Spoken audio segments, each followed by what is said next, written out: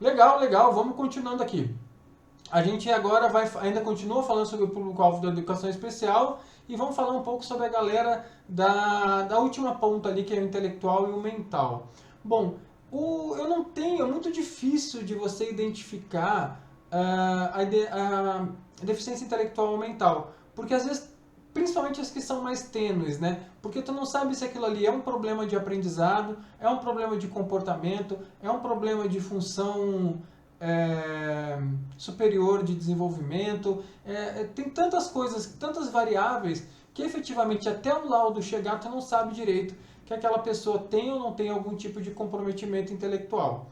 É comum, antigamente, que a gente classificasse como deficiente intelectual ou deficiente mental aquela pessoa que tinha testes de inteligência, o famoso teste de QI abaixo de 70. E hoje em dia não se trabalha mais essa ideia, porque a gente já viu, já está provado que existem pessoas com testes de inteligência superiores, mas com uma grande inadequação social, por exemplo. Ele não consegue conviver com outras pessoas, tem dificuldade de fazer a leitura social da situação e se comportar de acordo com aquilo, né? Fazendo uma analogia, é a típica pessoa que vai de smoking para a praia e de biquíni para a igreja. Então, talvez ela não consiga entender como é que se comportar, apesar de ter inteligência, apesar de ter quantidade de aprendizado suficiente, chega nessa parte do comportamento social, ela peca e pode ter algum tipo de problema. E sempre a gente tem o terceiro ponto, que é que o deficiente intelectual ou mental, para ser considerado deficiência, tem que se manifestar até os 18 anos. Após os 18 anos, já é classificado como doença e não deficiência. Então a gente perde essa questão da deficiência para esse grupo de pessoas. Bom, aqui na escola, né, pelo amor de Deus, eles não perdem nenhum tipo de direito, mas em termos de escola já é outro nível de encaminhamento que é dado, né? A pessoa com deficiência intelectual, ela pode vir a ter dificuldade de aprendizado, dificuldade de sociabilidade e os dois juntos, né? Então é um grupo que tu também não pode definir quem é, porque tem vários acometimentos de ordem biológica e psicológica que podem gerar esse tipo de problema. Agora, nós não podemos confundir transtorno com deficiência. O transtorno, ele vai ou distúrbio, né? Ele vai se caracterizar quando a criança tem apenas um tipo de problema e não manifestação em todos os tipos, ou esse problema não é tão intenso assim. Então, às vezes, casos de crianças extremamente tímidas, extremamente com problemas ali de relacionamento, tudo isso, né? Que tem lá um hábito estranho, aquela coisa muito, acho que no colégio militar não acontece muito por conta do uniforme, mas nas outras escolas acontece muito, aquela pessoa mais sombria, usa o cabelo de uma forma diferente, uma maquiagem, sendo homem ou sendo mulher, usa maquiagem pesada nos olhos. São coisas ali que são muito comportamentais, mas podem vir a significar um indício de algum tipo de comprometimento intelectual ou mental, se você conseguir associar esse comportamento atípico a outros dados, como por exemplo uma forte dificuldade de aprendizagem ou uma forte dificuldade de conseguir de sociabilidade, né? As pessoas com deficiência intelectual, elas têm um grande problema de concretizar o pensamento abstrato. Então eles não conseguem levar o pensamento abstrato e por conta disso eles têm uma dificuldade de aprendizado, né? Uma boa leitura para tudo isso, eu estou citando ali o Vygotsky, né? Formação Social da Mente, onde é um livro onde ele fala bastante sobre a questão da formação da mente, da questão da intelectualidade e também dos distúrbios que isso aí pode acontecer na aprendizagem, né? Tem um outro livro dele chamado Discapacidade também que fala sobre isso, mas esse Formação Social da Mente é bem interessante para quem deseja trabalhar mais especificamente com esse público. Bom, a gente tem as nossas implicações pedagógicas, né? Primeiro que esse estudante, na hora da avaliação, ele não está competindo com ninguém, né? É por isso que nós precisamos de um PEI, de um programa individual, um programa individual muito preciso para esse público. Porque eu não posso, eu até posso, né? Não, não existe nenhum tipo de proibição, mas não é comum eles estarem na mesma corrida dos demais.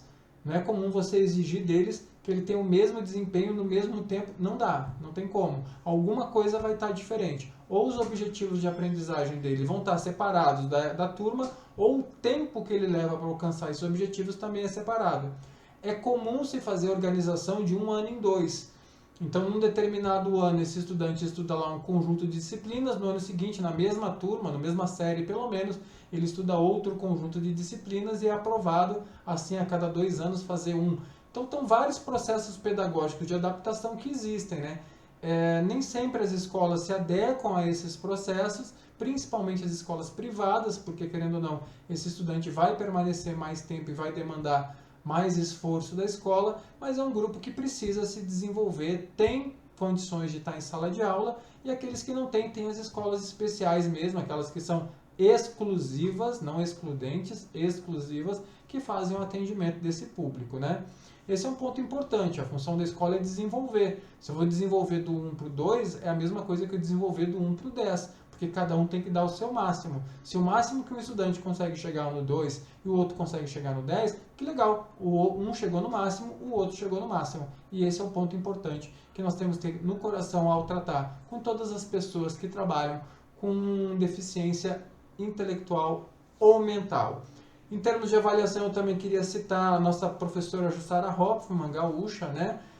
E um livrinho até mesmo chamado Avaliação Mediadora, vale a pena ler. É uma avaliação que transforma, é um livro que indica ali a avaliação como um instrumento que serve tanto ao professor como ao estudante. Então, no sistema de avaliação mediadora, ela fornece os quesitos necessários para que a tua questão te alimente de dados para que você faça uma avaliação melhor ainda. Então você vai mudando a sua avaliação de acordo com a avaliação anterior. Você vai adaptando a sua avaliação de acordo com a avaliação anterior e vai criando um processo adaptativo muito importante. Essa base da Jussara Hoffmann está num pedagogo, psicólogo americano que atuou lá junto com John Dewey, lá no início do século passado, final do século XIX, início do século XX, que é o Ralph Tyler. Ele é um pesquisador muito interessante. Ele é um cara que criou o que a gente chama de princípio básico da avaliação e o ensino por objetivo. O que o Ralph Tyler ele fez, na verdade? Ele simplesmente chegou a uma conclusão, que os exames não podem ser excludentes. Isso em 1890, 1900. Porque antigamente era assim, a pessoa fazia um exame, se ela reprovou, é isso, está fora da escola, nunca mais volta.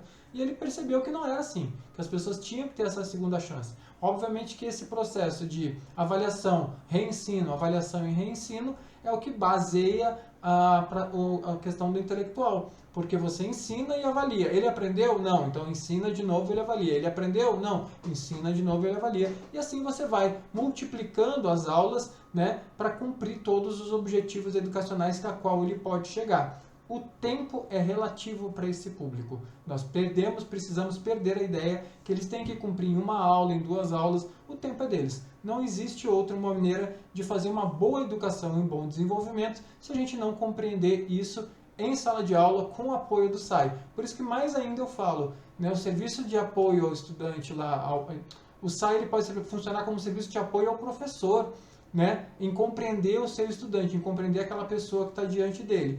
E eu já falei lá atrás que a gente tem o distúrbio de aprendizagem para quem tem deficiência e quem não tem. Então para pensar, se eu preparar uma boa aula focando em tentar eliminar distúrbios de aprendizagem, as pessoas com deficiência saem contempladas e os que não têm deficiência, mais contemplados ainda, porque eles não têm a deficiência para atrapalhar um ou outro processo pedagógico. Eles conseguiriam desenvolver. Então, você fazer uma aula melhor, fazer uma aula mais embasada, não significa você retroceder. É ao contrário, você avança o teu processo de aprendizagem, aperfeiçoando o teu processo de avaliação. A gente segue conversando daqui a pouco.